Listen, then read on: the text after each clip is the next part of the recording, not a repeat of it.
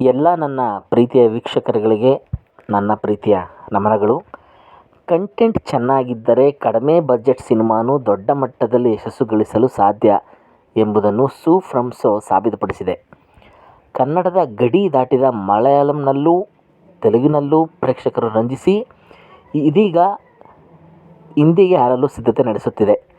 ಕಳೆದ ಜುಲೈ 25ರಂದು ಬಿಡುಗಡೆಯಾದ JP. Thuminadu ನಿರ್ದೇಶಿಸಿ Shanil Gautam, Pushparaj Bollar, JP. Thuminadu, ಸಂಧ್ಯಾ ಅರಕೆರೆ, ದೀಪಕ್ ರೈ ಪಾಣಜೆ ಜತೆ ಮುಖ್ಯ ಭೂಮಿಕೆಯಲ್ಲಿ ನಟಿಸಿರುವ ಸೂ ಫ್ರಮ್ ಶೋ ಇದೀಗ 100 ಕೋಟಿ ಕ್ಲಬ್ಗೆ ಎಂಟ್ರಿ ಕೊಡಲು ರೆಡಿಯಾಗಿದೆ.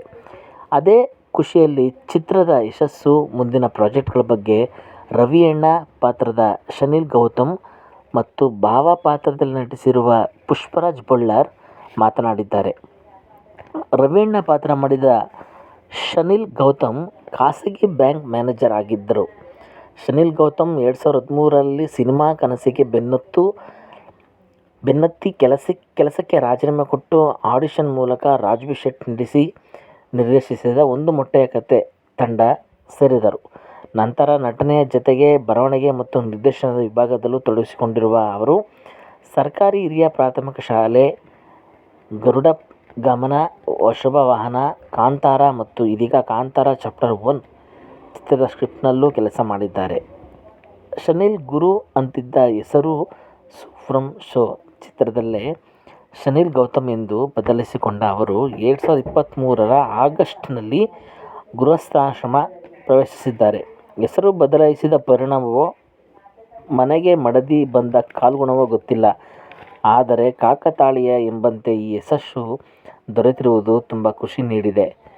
ಇನ್ನು ಕುಡುಕ ಭಾವ ಪುಷ್ಪರಾಜ್ ಅವರು ಸೂ ಫ್ರಮ್ ಶೋ ಚಿತ್ರದಲ್ಲಿ ಹೆಸರೇ ಇಲ್ಲದ ಕುಡುಕ ಭಾವನ ಪಾತ್ರದಲ್ಲಿ ಪುಷ್ಪರಾಜ್ ಬೊಳ್ಳಾರ್ ನಟಿಸಿದ್ದಾರೆ.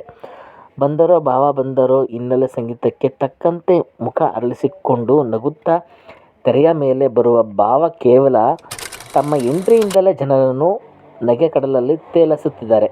ಜೆ.ಪಿ. ತುಮಿನಾಡು 2 ವರ್ಷಗಳ ಹಿಂದೆ ಕತೆ ಮತ್ತು ಪಾತ್ರದ ಬಗ್ಗೆ ಹೇಳಿದ್ದರು. ಕುಡುಕನಾದ ಗಡಿಬಿಡಿ ಭಾವನ ರೋಲ್ ಚಿಕ್ಕದಾದರೂ ಒಳ್ಳೆ ಪಾತ್ರ.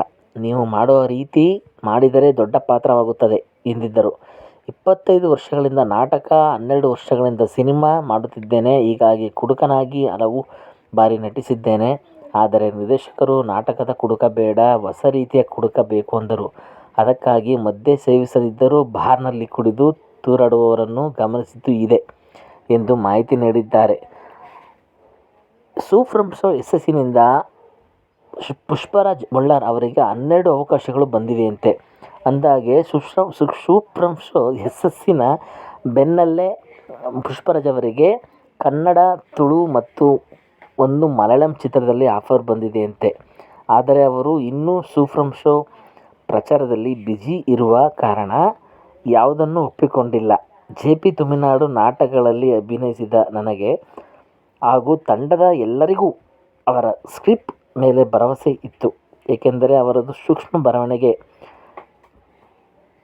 ನಮಸ್ಕಾರ.